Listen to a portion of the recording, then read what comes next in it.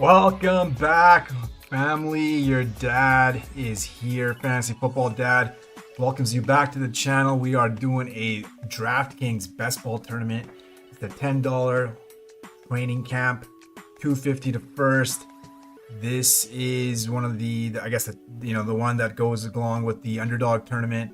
And yeah, we're getting close to the draft. It's only about less than 3 weeks away, so we're almost there. We're almost done the pre-draft best ball, and then we're going to be moving on to the regular season best ball after we figure out where all these rookies are going to end up, which is always exciting because sometimes they end up in spots you never even thought of. Colston Loveland last year, maybe a Bayshall Tootin last year.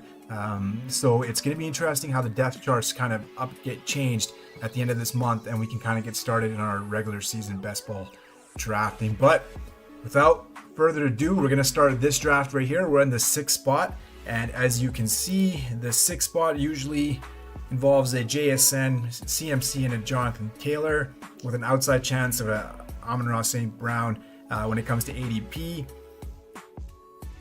Big choice up here for me. I definitely love CMC. He's one of my favorite players in the NFL, but of course with CMC comes the risk of injury, and usually have a season where he's healthy one year and then injured the next. So if that falls true, then this is the year where he'll probably get injured. But yeah, same time, we kind of saw what he is capable of when he's healthy, and he can put up a monster season. So I think for this draft, depending on how it goes, I think I'll roll with CMC, hoping that he's able to stay healthy. Just give us one more year, CMC. But at the same time, his upside is too good to pass up, especially in that San Francisco 49ers offense. Obviously, a lot of risk comes with CMC, but like I said, the reward is too good to pass up. So with the first pick, we will take CMC at pick number 6. And some interesting news that came out this past week, I guess, with the NFL, and the biggest one being, as the cover boy here, Rashee Rice. Looks like he's not going to get suspended. Looks like, there's still a long off season, still a few months left. There's still about 5 months left of off season. So, never, don't count out Rashee Rice to probably do something stupid. But if he's able to kind of keep himself clean and not get involved in any trouble, looks like he'll be playing the whole season. So that's a big benefit to the Chiefs. Now, whether or not Mahomes is going to be ready for the week 1 or ready for the start of the season, that remains to be seen. Otherwise, Rashee Rice will be catching passes from Justin Fields. But it looks like Rashee Rice is not going to get suspended. But like I said, the warning with him is there's still a lot of time left before the season starts. And it looks like Rashee Rice hasn't the best record when it comes to making the best decisions off the field. So that's one.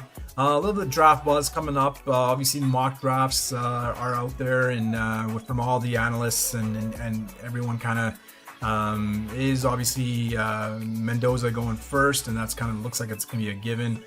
They signed Old Man Cousins with their April 2nd signing. I obviously just think that they made that signing on April 2nd, so they didn't have to deal with the April Fool jokes. Or being accused of doing an April Fool's thing. But it looks like Cousins will be there in Las Vegas for at least a year. Looks like base contract looks like he's going to be bringing in the bag, but it's really just a 1-year contract. So it'd be interesting to see whether or not Cousins actually starts games to begin the season.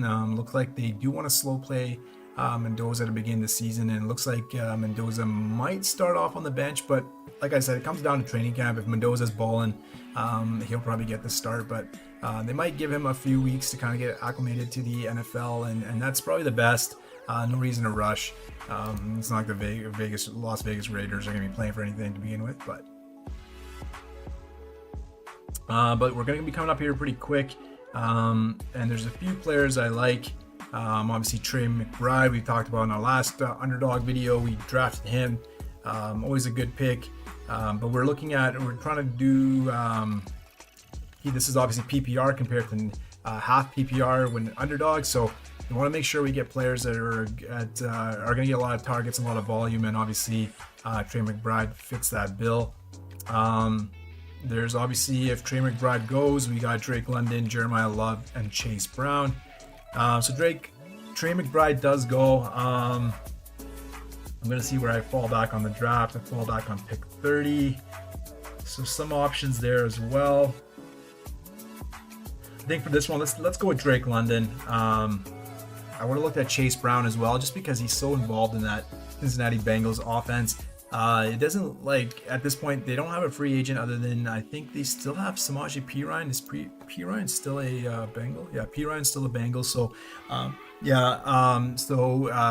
it's going to be a little bit, hard to see where he fits in on that. They did take a running back last year, but I don't think they did have him available in terms of. Sorry, I apologize. Trying to just figure something out here. They did take a running back last year, Taj Brooks. Didn't get much playing time, so doesn't seem like he's going to be a concern this year coming in. But it really just be if the Bengals were to take a running back. But it looks like they have so many needs on the defensive end that I don't think they'll be taking a running back. I think they're happy with Chase Brown after giving him an extension, I believe. And as we saw, if Burrow is healthy, that offense is going to cook. And I think Chase Brown is perfect for that. So. I don't think you should shy away from taking Chase Brown, but we took Drake London. We think that the dad here thinks that Stefanski coming in will basically be a big help, a big boost to the offense as he's shown on the Browns. So definitely going to be, I think, a good offense with Bijan, Drake London, Kyle Pitts, and now you got to figure out which quarterback will be playing. It might be Tua, might be Michael Penix. Not sure yet. So that'll be one of the offseason storylines to watch out for as to who will be starting for the Falcons. And we are at pick 30, and we are next. And I definitely want to take here Travis Etienne Jr. I definitely think that I've talked about in the past. I think Kellen Moore is a very good offensive coach, and I think I think this year the New Orleans Saints will take that ascension up in that division that's not really challenging. I think it's anyone's division, so I think the one they'll be obviously playing the Falcons. I think it'll be a good competition on that side, but I think with Etienne getting signed on the Saints, looks like he'll be able to contribute on both sides, rushing and receiving. So I think I really like him on PPR formats. I think it's a good way to kind of especially taking CMC. I like to take 3 running backs just to kind of offset that injury risk if we're losing CMC. So far we have CMC, Travis Etienne, and Drake London as our team.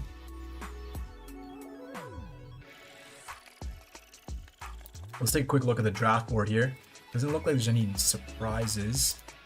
You gotta have Bijan. Chase goes seconds over Gibbs, so that can happen off the time. But we usually see Bijan and then Gibbs going with Chase. After me was Jonathan Taylor, Amon-Ra, Jefferson, Lamb, Genty, Cook, Barkley, H.N., Kenneth Walker, Neighbors, Hampton. So not a lot of surprises in the first, second round. Everyone kind of falls in that order. Not in that same order, I guess, but kind of falls into that part of the draft. Rashee Rice, there he goes, number third. Goes number 25, the first pick of the third round, and that makes sense. He's just gonna start shooting up the boards now that the suspension risk is gone. So I'm pretty sure he's gonna fall into the second round more often as we progress into the off season. So look for Rashee Rice to kind of fall into where Chris Olave, this little cluster right here of the 23 to 21 picks. I think that's where Rashee Rice will kind of fall. Maybe even earlier. I think he can compete with Drake London just for the PPR format. I think it really helps. So Rashee Rice, and then we got T. Higgins, Kyron, Pickens, Collins, and then I took Etienne, and then Josh Allen right after. So this draft is not really producing any surprises, but it looks like we got to figure out who we're going to take with our next pick, and which is pick number 43. And I definitely have my pick of, I like Ladd McConkey in that new Chargers offense with head by Mike McDaniel. I definitely think that if Keenan Allen can stay away, I really like Ladd's chances of kind of being back to where he was in his rookie year and being a favorite slot target for Justin Herbert. And like I said, McDaniel coming over is really going to give a boost to the offense, so I think it'd be interesting to see how he fits in. But like I said, the only concern would be target competition for McKeenan Allen, who kind of, as we talked about before, works in the same part of the field, in the middle of the field. So I think if McConkey is able to withstand that, I definitely like him as my wide receiver too.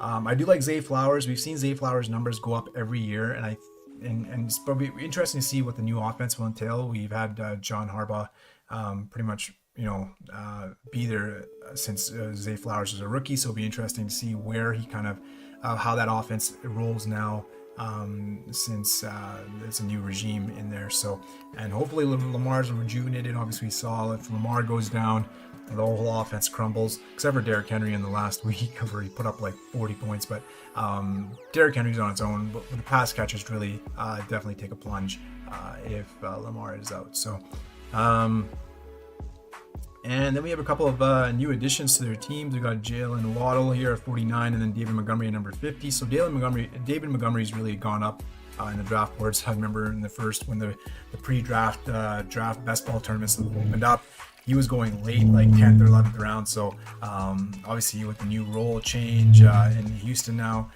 David Montgomery is going to have a starter role. So obviously going to be picked quite ahead from where he was going before. So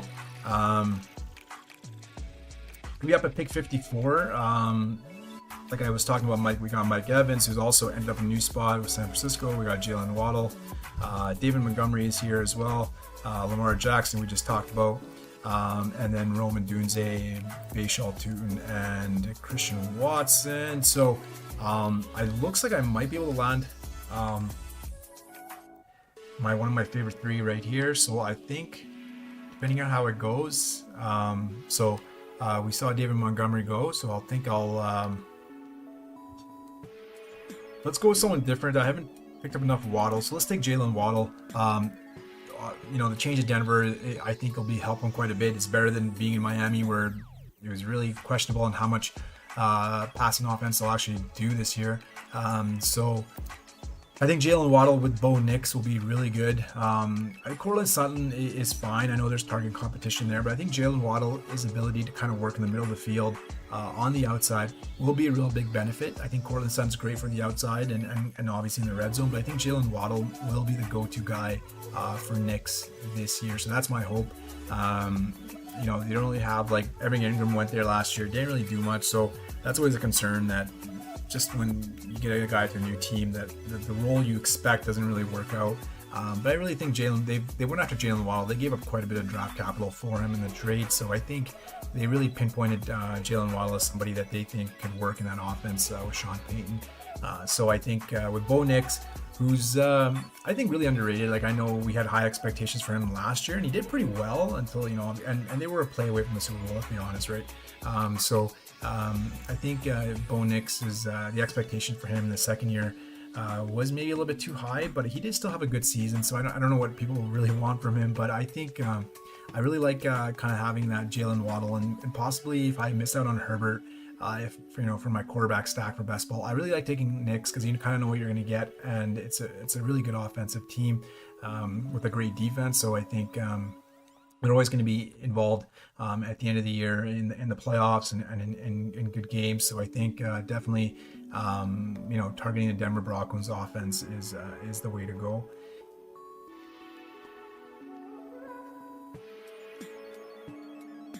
Let's come up here to pick number 67 in the sixth round, and let's see who I like down here. We got Scatterbo, we got Swift, we got Marvin Harrison Jr. I'm not really a big fan of, and we got Chuba Hubbard as well. Mekhi Lemon is very interesting, kind of maybe a good PPR pick, but it obviously depends on where he's going to end up. A lot of times we got these players that look good, but then they end up in shitty situations. I've seen them go to the Cleveland Browns in some mock drafts, and who knows how that offense is going to be. They do have an offensive coach, Todd Monken, but we saw, you still need skill. And if your quarterbacks you're choosing between Shadur Sanders and Deshaun Watson, it's not really something that I would really be crossing my fingers for and hoping a good season comes out of it. I think Harold Fannin will be okay because in the end of the day, his ADOT is pretty low, and I think it's easy to get him the ball as a tight end. But at the same time, like I said, it's really hard to kind of trust that offense, the Cleveland Browns offense. So DeAndre Swift goes. I was hoping to kind of land on him in here. I think for this one, let's take RJ Harvey and let's kind of stick with that Denver build. I think I'll target Knicks. So I want to kind of see where Knicks goes in this draft. So Knicks right now, his ADP is around 98, 99. And when do I come up on that pick here? So I would have to kind of maybe look at him as a 90 in my 8th round.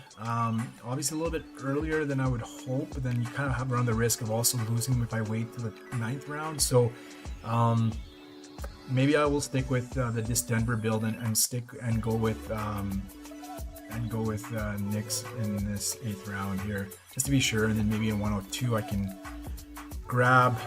Let's see who else will be around there that pocket of the draft. And we got Dobbins, so maybe that's something I can kind of piggyback off of my Harvey pick and kind of make sure I get all the running backs for the Denver Broncos. Otherwise, yeah, not much here. So I'm probably hoping that somebody would fall. Quentin Johnson's okay, not my favorite pick. I do like Jordan Addison as well, so maybe I'm hoping that Jordan Addison can just fall down to 102 and that'll work out for us. So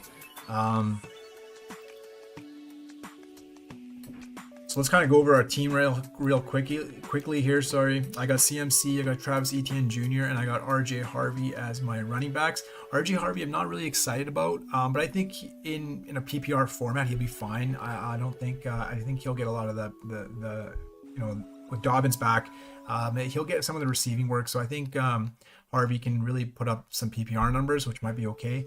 And like I said, we're going to kind of gear this team as like a Denver Broncos build with Waddle already as one of my wide receivers. So the wide receivers right now are just Drake London, Ladd McConkey, and Waddle. So I definitely need to add some wide receivers to this team. But like I said, we're going to try to game to get Bo Nix. But I'll take a look at the quarterback situation as to before I can maybe, if I can see if I can wait on him. If there's not a lot of quarterbacks before him, then I might have to wait and take him after that.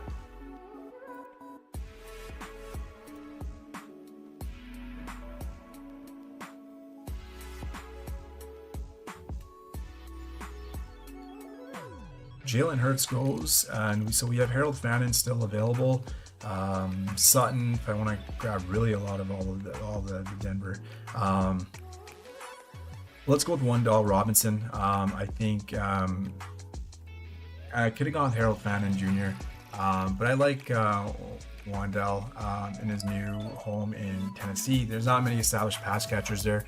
Sure, they might take somebody in the draft. But I definitely think that signing Wan'Dale shows that they definitely want him in that offense. With Brian Daboll coming over from the Giants, so I think a lot of familiarity helps having Wan'Dale in the slot, and I think he'll be a safety blanket for Cam Ward. And we saw Wan'Dale last year, without Malik Neighbors, put up some good, big games here. And when you got the 25 to 33 points, those are great, but you get the consistency of still 11 targets, 10 targets. So you can still get those, and sometimes you just need that mediocre 15 to 20 points sometimes just to help on those off weeks. So I think the reliability of Wan'Dale shouldn't be overlooked, especially in the slot, especially with the new offense. And I think Cam Ward will definitely find somebody in Wan'Dale as a safety blanket over the middle. So I think definitely Wan'Dale is a really good pick on the new Titans team. See, like I said, they'll probably take a wide receiver, I'm guessing, given the draft and the quantity of wide receivers available. So they'll probably take one. But like I said, they have a pretty young wide receiving core, other than Calvin Ridley, who was also coming back. They got Io Manor, and then they got Shamir Dike, who did really well last year. So still a lot of young, couple of second-year players in that team and the wide receiver room. So I think Wan'Dale still will be given the best opportunity to succeed in that offense. And like I said, I'm hoping Cam Ward finds his new security blanket with Wan'Dale, which will help his PPR numbers. So I was going to look at, so yeah, the quarterbacks have gone pretty quick since then. So I do run the risk of losing Knicks if I don't possibly take him here. There are some really good players that are still available, so I'm running the risk of maybe taking him too early with some good, players available. Guys I'm liking here are still like Rico Dowdle, Kyle Pitts Senior in that Atlanta offense. Maybe that's something I should probably look at and then kind of hope that Knicks falls to me. Let's see what the quarterback situation is after. So everyone does have a quarterback except for the last drafter here. So I would run the risk of losing him, but Kyle Pitts goes, so that fantasy is gone. Justin Herbert is available. Let's take Herbert and let's just hope that we're able to kind of get Knicks on the way back.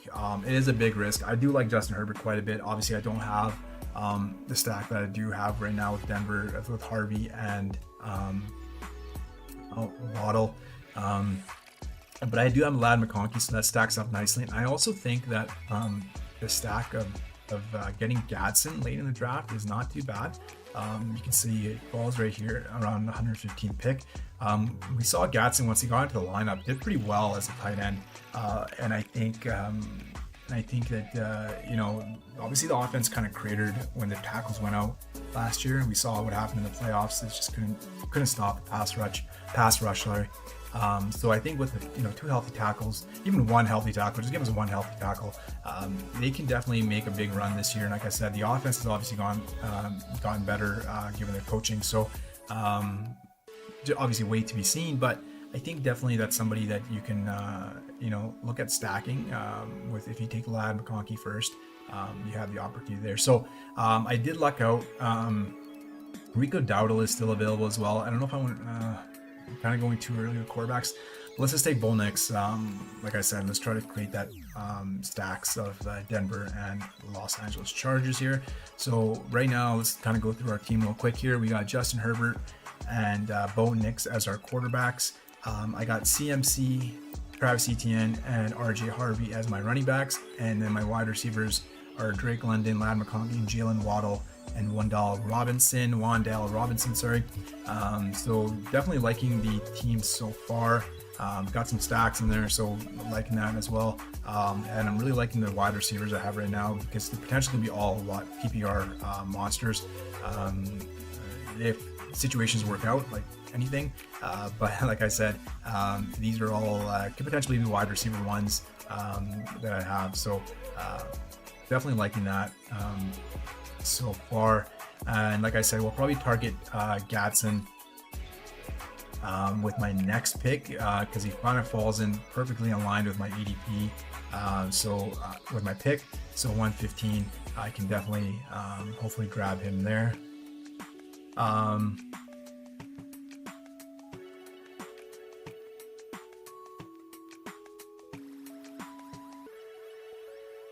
I'm just kind of looking ahead. If obviously if I land Gadsden, that'd be great. Looking ahead at 126 and to see who's available. So we got some options. I'm going to probably take a wide receiver in this pick as well. So definitely like Jalen Coker. We saw him come on at the end of the year as he kind of got more playing time, because he was coming back from injury, so he didn't come back until the 7th week, week 7 here. So kind of some duds in there, but then around after week 13, maybe got his footing right. It takes a little bit of time, especially coming in mid-season, and 17 PPR points, 15, 16. Then we saw the playoff game, obviously, where he kind of went off of 31 points. So the talk is that the Panthers will also take a wide receiver. They got Xavier Legette, which didn't really work out. We obviously know Tet McMillan is a stud, and he's going to obviously be there.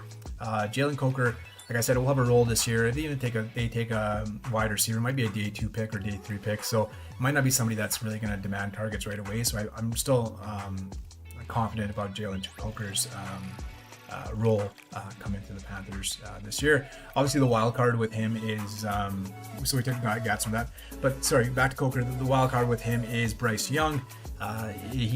Bryce Young is so inconsistent. Like obviously we've seen him have some great days, but then also comes with that some brutal games. So I think consistency for Bryce Young, as he kind of wants to get that second contract, is gonna be huge this year. So hopefully he puts it. I don't know. I like sometimes you think he's put it together, but sometimes he just has some shitty ass games. So definitely think that Jalen Coker can definitely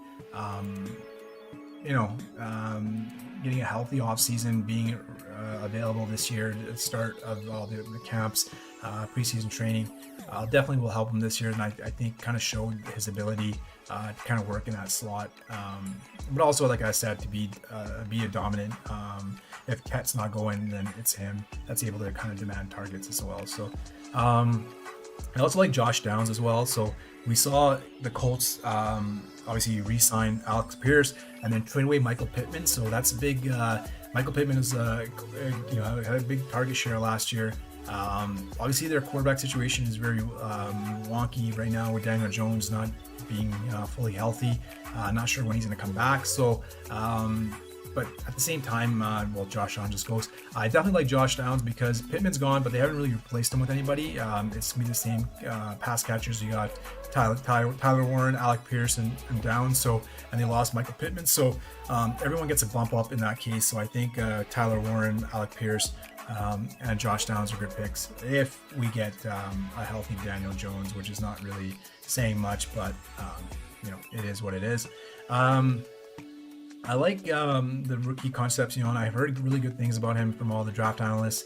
But let's just take Coker right now, just to be in the safe side, because a lot of times we obviously want to bet on the talent of like a player like Concepcion, but at the same time, you never know what the situation they're going to end up in. Especially a draft, such a wild card, it might work out. So it's one of those picks. If I was to take him and he ends up on a good team and has a balling season, then yeah, it's on me. But depending on your draft, sometimes you just want to take the safer picks. But I would say mix it up. Like, so this one, I'm going to take a safe pick with Coker, but next one, if I had the same situation, I'll take Concepcion to kind of mix it up and hopefully land on a rookie wide receiver that's able to kind of ball out the first year. But like I said, with rookies, you're definitely going to have your ones that are going to have, are going to, like a Ted McMillan that kind of comes in with high expectation and delivers. But then there's also players that come in, I really can't think of an example off the top of my head, but players that come in and don't really have a real role to begin the first year. It might take them a couple of years to kind of get acclimated to the NFL, the team, or usually there's a coaching change that kind of throws off their development.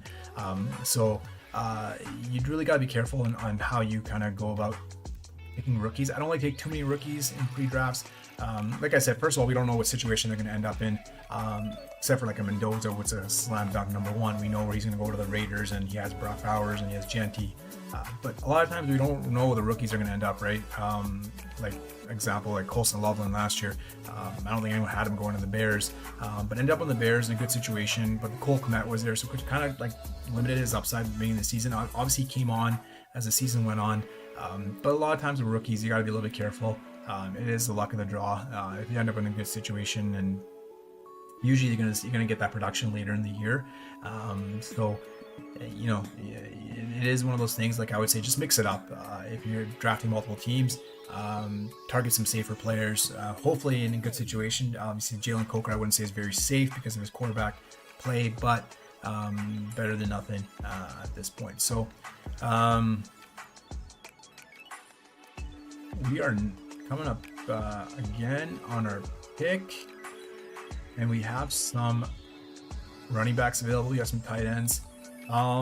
Let's take Juwan Johnson. I really like Juwan Johnson. He's going really late in the draft, but I don't understand why.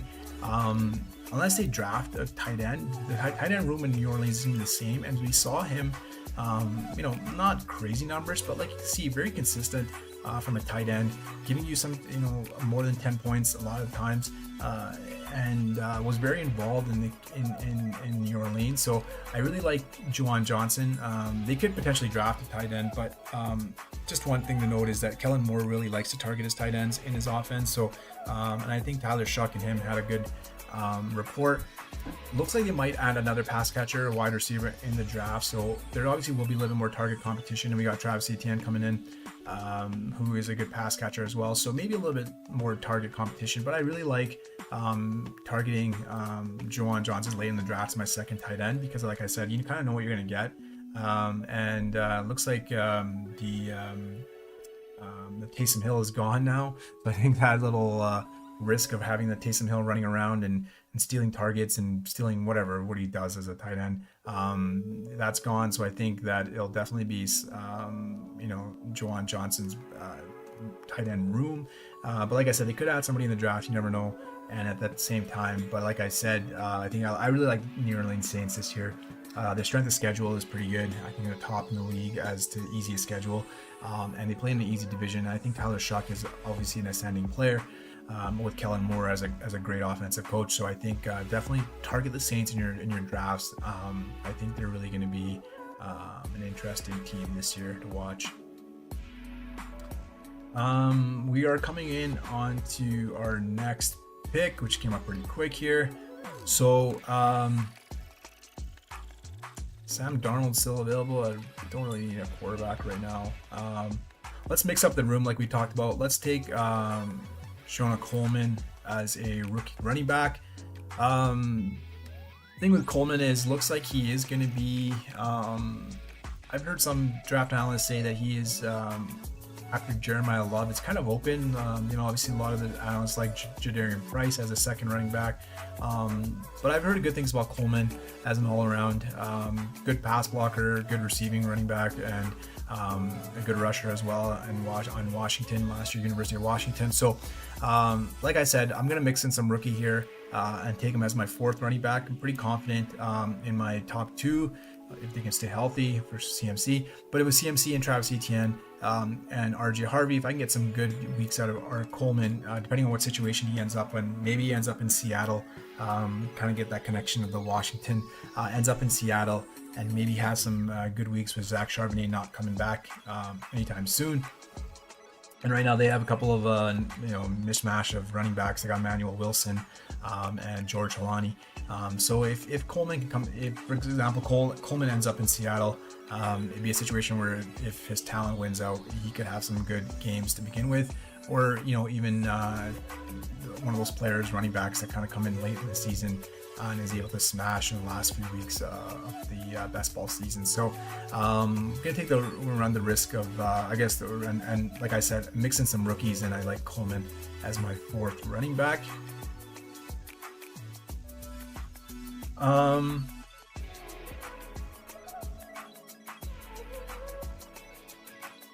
We're kind of light on tight wide receiver here, so because we only have 5, but I want to take Keaton Mitchell to kind of up my Chargers exposure.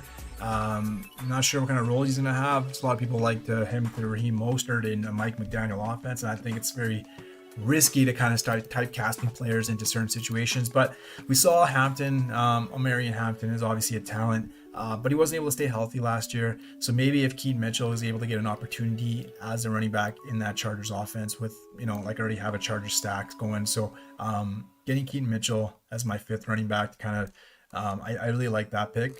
So we're going to go with Keaton Mitchell here.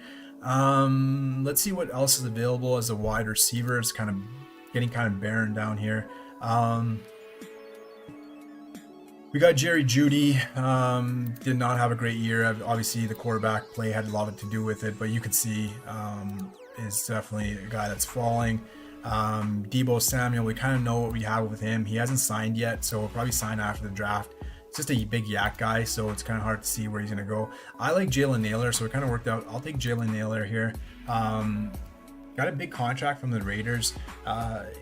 And right now, the Raiders' wide receiver room isn't that really that scary. We obviously have Brock Bowers, But then after that, we have like Jack Bash, Trey Tucker, Jalen Naylor.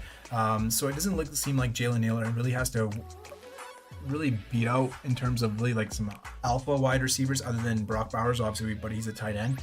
But Jalen Naylor can definitely be the wide receiver one in that offense. So, you know, after Brock Bowers, you have someone to go to, and I think Naylor is a good pick. Like, he got a pretty big contract from the Raiders, so obviously they like what they see in him.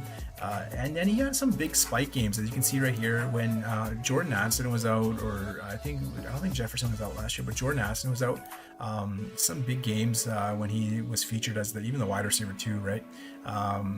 Nothing crazy, but like, you know, 5 for 6 for 124, 1 touchdown, 3 to 5, 47, 2 touchdowns.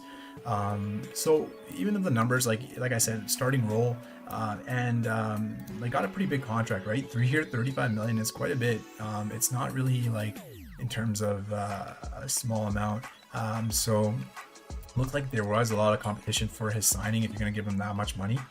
So definitely like I definitely like him as one of my picks later in the draft, because like I said, the Raiders again might be one of the teams where we take a wide receiver. It's a new regime, so we're not sure what they feel about Dante Thorne and Jack Bash and Trey Tucker. They got Jalen Naylor, so I always like targeting players that with new regimes because that's their guy, that's who they've gone after in free agency. So they felt that there's a need for him. So I like taking Jalen Naylor as my late round wide receivers. We are going to be coming up here at 187 here. Trey Harris goes. That's who I was going to target as another one of my Chargers stack members. But I think I will. So Tula's gone already, so I'll have to take a look at who I can take here.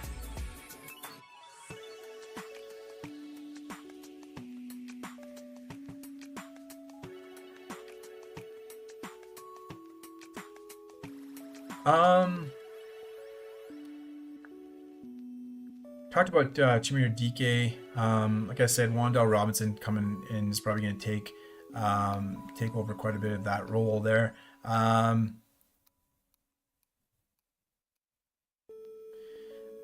don't want to have to do this so quick, but I just don't really know if there's anybody else that's available that would be worth having right now.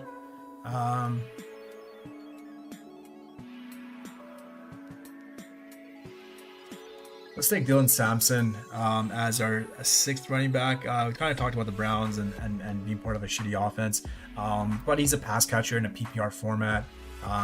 Didn't do anything crazy last year, but you know, can get heavily targeted in that offense. And like I said, Quinshot Judkins is obviously going to be healthy, so I don't think it's a situation where we're hoping for Sampson to kind of take over RB1 duties. But at the same time, he's a pass catcher in a PPR format. That's what we kind of want. And we're hoping that the Browns are trailing for most of the game in every game, given the nature of their team. And so I'm hoping that Dylan Sampson is able to kind of give us some good PPR days as our sixth running back. So not too many expectations of Dylan Sampson, but like I said, his role as a pass catcher helps in a PPR format. So someone I kind of like targeting in that situation. And I think my next one I will go with not somebody I really like, but I think you always want to make sure, like, as much as I'm happy with Justin Herbert and Bo Nix as my two quarterbacks, I still don't know whether or not, I think maybe even in the same division, whether they'll have the same bye week. Maybe they wouldn't have the same bye week, but who knows?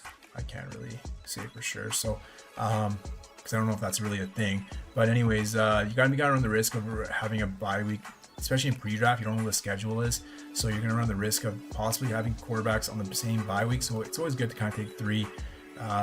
So that's somebody I would. Looking at the quarterbacks available, nothing really to write home about. There's Shadir Sanders, Michael Penix, and then Deshaun Watson. So it's gonna be kind of hard to really pinpoint on who the Cleveland Browns quarterback is going to be, but I think I'm gonna have to go that way. Just hope that it works out.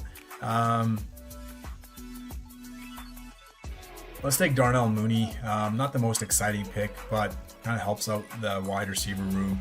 Not really sure what his role is going to be.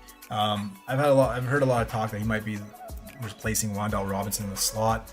If that's the case, that's not a bad role. I think that's what he had when he was the role he had when he was in the Chicago Bears before he signed for Atlanta. So I think he has some familiarity with playing in the slot. And if he's going to be taking over that role, it's not too bad. I think obviously the new regime, new offense, but it looks like he's going to be starting with Malik Neighbors and Darius Slayton. We don't know how far along Malik Neighbors is in his recovery, so it could be a situation where Darnell Mooney starting with Slayton to begin the season. But whatever it may be, looks like Mooney will be in the slot. But he will be competing with Isaiah Likely, so I'm not sure how much Mooney will even do this year. But like I said, when you're picking wide receiver in 7s and 8s, it's really just the luck of the draw, and you're just hoping that you get something out of them.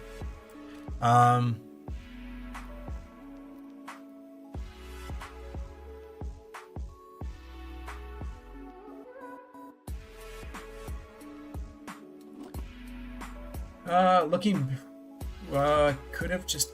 Yeah, I probably didn't plan that out properly. I could have taken Pat Bryant. So hoping maybe he kind of comes back to me here at 211. Obviously, Waddle taking over, coming in is going to really affect his role. It's not like he did really anything crazy last year. He was hurt for majority of the midseason and then came back but I think they really appreciate his run blocking. So I think Pat Bryant will always be kind of on the field. So let's take Pat Bryant here. And we're kind of happy with our 8 wide receivers. And now we'll kind of fill out the rest of our roster, which is the last 2 picks. We'll take maybe most likely a quarterback and a tight end. Quarterback situation is very very slim at this point, not really relying on it, but just really hoping just to get somebody that can kind of fill in bye weeks. But the argument being, if the guy's not even playing, what's the difference if I do miss out? So that's something also that can be considered. Taking Deshaun Watson at this point is not really gonna, if he wins out, not even sure if that's the case. So if he doesn't, then yeah, we're not going to be very not going to be really useful to our team. But let's take a quick look at our team here. We do have 2 quarterbacks, Justin Herbert and Bo Nix. Our running backs are CMC, Christian McCaffrey, and that's Travis Etienne Jr., RJ Harvey, Jonah Coleman, Keaton Mitchell, and Dylan Sampson. And then our wide receivers are now Drake London, Ladd McConkey, Jalen Waddle, Wan'Dale Robinson, Jalen Coker, Jalen Naylor, Darnell Mooney, and Pat Bryant. Kind of go with our Denver stack. So I liking the stacks that we have, because we have the Chargers and Denver stacks, which are pretty deep. So liking that. Gatson and Juwan Johnson are our tight ends. So yeah, like I said, really liking the stacks that we have so far with our Denver and Chargers. 2 offenses that we think are pretty elite in the NFL. Like I said, the Chargers can be elite if their tackles can stay healthy. But if that offensive line remains healthy, yeah, look out, right? We saw what Justin Herbert could do in the first half of the season when he had both tackles and he was balling out. So if that's the case, yeah, if the running backs can stay healthy, the tackles can stay healthy, we definitely have a good pick in him. Yeah, let's forget Watson. Let's go with Cousins. Let's hope that Cousins gets put up some. Cousins able to play a few games to begin the season, so hopefully until the bye week. So let's take Kirk Cousins. What the hell? We already have Jalen Naylor, so we can kind of create that stack for the Las Vegas Raiders. Obviously, I think Mendoza will be starting a lot of games, or most of the games in next season, but we can get some Kirk Cousins games. You never know, right? A couple of 20-24 pointer games, that 20 to 24 point games that Kirk Cousins can kind of put up once every 6-7 years. I'll be very happy those weeks, and maybe Nix and Herbert don't do too well. And our last pick will be a tight end, so let's kind of narrow down the tight ends we have available. Not too many.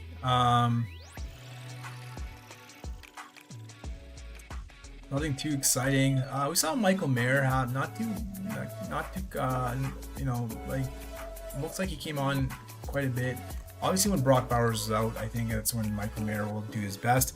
But it's kind of interesting to see that offense that's coming in with Clint Kubiak and possibly 2 tight ends on the field. So, yeah, don't sleep on Michael Mayer too much. I think the new offensive role might be a little bit better with Clint Kubiak and the 2 tight end sets. But I guess in this situation, I really am just deciding to be Greg Dulcich and Jake Tonjes. I don't mind Jake Tonjes. Obviously, with Kittle coming back and Kittle playing, then Tonjes is really obsolete. But like we've seen with Kittle, he can barely stay healthy. That's the biggest concern with Kittle. It's like he comes back, gives you a few good games, and then gets hurt again. So Jake Tonjes is somebody that you can definitely target if you have Kittle. Like I really like, if you have Kittle, I would definitely take Jake Tonjes and just kind of gather all that tight end production in San Francisco. Definitely, like, if you're drafting Kittle, I would take Tonjes as my 3rd tight end, just to kind of be able, like I said, to be able to get all that tight end production for the 49ers. Greg Dulcich kind of came on late in the year. They're really running out of pass catchers in Miami, with Waddle out of there now, and they got Malik Washington, Dulcich, and Tutu Atwell, just a hodgepodge collection of pass catchers. But looks like they re-signed Greg Dulcich. It looks like, yeah. So one year, 3.25. Yeah, let's take a chance on Dulcich. I would have taken Jake Tonjes as well. I don't mind him. But let's switch it up. I have quite a bit of Jake Tonjes, so let's pick up some Greg Dulcich. Like I said, Miami has no pass catchers. They have the new quarterback, Malik Willis, but he's got to throw the ball at somebody. And I'm hoping that the running quarterback loves his tight end. And so I'm going to take Greg Dulcich. Hopefully he stays on, is able to contribute to the Dolphins. He's had a pretty underwhelming career so far. He was pretty highly touted. I remember when he was with the Broncos. Then it's kind of skipped around to other teams, skipped towns, and now is back. Found a little bit of a home with Miami. So, yeah, just hoping that he's able to start, and maybe Miami doesn't take a tight end this year. But if they do, I think it'll be someone to kind of bring along slowly. Doesn't seem like that team is really rushing to make an impact right away. I think they're playing the long game, so I think Miami, taking advantage of the pass catchers, like even a Malik Washington, somebody like that is definitely somebody that you can target. Because right now we obviously don't know what the roles will be and where they're going to fit into the time, into the depth charts. But given Waddle's gone, Tyreek is gone, Darren Waller is still unsigned, so it looks like, and Achane is really looks like their only threat so far. They're going to need other secondary pass catchers, and I think Dulcich is somebody that you can target as your 3rd tight end. A little risk and could be potentially a little reward as well. But like I said, if he's able to kind of work well with Malik Willis as a tight end for a running quarterback, it usually works out pretty well. So yeah, that is the team. Let's go through it really quickly here. So we got our 3 quarterbacks. We have Justin Herbert, who we took in the 8th round, and then we took Bo Nix right away in the 9th round, and then we got Kirk Cousins in the 19th round, so not too exciting. Hopefully Kirk Cousins can start a few games, but as you can see, a lot of the quarterbacks do go in this pocket of the draft. From 5th to 10th is where you got to draft quarterbacks. Look how many kind of gone in that period, right? In those draft spots, you got some guys taking 3 quarterbacks, 2, but a lot of 3 quarterbacks here. So quarterbacks are going pretty early. Looks like after Josh Allen, it's like Burrow, Lamar, but then you got the big pocket of quarterbacks kind of going, and then you're waiting on like guys like CJ Stroud, Cam Ward, Bryce Young, Jacoby Brissett. Not too exciting and really risky running into those as your 2nd quarterback. So that's something to kind of look out for. Quarterbacks going pretty early. Running backs going pretty early as well. So that's something also that's what kind of noticed in the draft. As you can see, running backs in the first 6 rounds, quite a bit taken out, and with Scam Scadaboo being like the pick that you would take in the 6th round, but you don't even know how he's going to fit in. There's talks about Jeremiah Love coming there, and even Scadaboo's coming back from an injury. So and his style of play sometimes kind of invites an injury. So yeah, a little bit. Like you can see, running back is pretty heavy in the top, and then quarterback in the mid rounds is pretty. So I would recommend that kind of strategy. Be careful of grabbing too many wide receivers and kind of missing out on the running backs, and then or even skipping on the quarterbacks, and you're kind of like left with a Tyler Shuckwood, Mahomes, Purdy, Knicks, not bad as your quarterback ones. You could definitely wait till the 9th round, and then kind of maybe get 3 in the next 5 rounds. But like I said, after like Sam Darnold went really late, really past the ADP. So that's kind of an anomaly. But yeah, it's really hard to get a good quarterback too after the 9th. I'm sorry, after I would say after this pocket of the draft, 12th round. For our running backs, we took CMC at first. Then we got Travis Etienne Jr., RJ Harvey, and then Jonah Coleman, Keaton Mitchell, and Dylan Sampson. And as our wide receivers, we have Drake London, Ladd McConkey, Jalen Waddle, Wan'Dale Robinson, Jalen Coker, Jalen Naylor, Darnell Mooney, Pat Bryant, and then our tight end room consists of Gadsden, Juwan Johnson, and Greg Dulcich, which I probably talked about for too long. No one talks about Greg Dulcich that much, not even Greg Dulcich himself. But like I talked about before, Miami's gonna probably need some pass catchers, and I'm hoping that he is a tight end 1 on that team post draft. So that is the team. We got to build a 3 quarterbacks, 6 running backs, 8 wide receivers, and 3 tight ends. So definitely liking my charter stack. I try to get as many as I could. Got Ladd McConkey, Gadsden, and then Keaton Mitchell to go with my Justin Herbert. And then for my Denver, I was able to grab Jalen Waddle, RJ Harvey, and Pat Bryant to go with my Bo Nix. And then I have an alarming, this is going to win everything here, Kirk Cousins and Jalen Naylor stack. Really praying that really works out. Hoping that, no, I'm just joking. Like I said, Kirk Cousins, hopefully get a few games out of him this year, which are productive games until he obviously gets benched. But chances are probably going to be like 13, 14 point games, and then he's going to get benched eventually for and collect his $20 million I think he's getting for this year. So yeah, that's the team. That's the first Draftkings. Obviously, Draftkings is a little bit different. PPR, so we want to try to get as many targets, try to get as many receptions. You want pass catching running backs as much as you can. Those are the ones that really help, unless you have like a Derrick Henry that puts up like 31 carries for 160 yards and 3 touchdowns. But like I said, those are pretty rare. So you're going to have to rely on the pass catching running backs like a CMC, Travis Etienne. Those players are valuable picks in this version of this best ball draft. But with that, hope you enjoyed that. Dropped a little bit of nuggets, a little bit of tidbit of knowledge of Greg Dulcich, which will really help your drafts, trust me. But once again, your dad is here drafting best ball teams. If you could please like and subscribe, that would be grateful. I've gotten some great new subscribers, so I'm really thankful for that. So thank you very much if you have already subscribed and liked the videos. That really means a lot to me. I definitely enjoy doing this, and we're going to be drafting all off season, until September. So definitely, if you like my content, if you liked what you heard, if you like Greg Dulcich, please like and subscribe, and we'll bring out some, and you'll be notified when there's new videos out. But with that, thanks a lot, family. Take care. We'll see you in the next draft.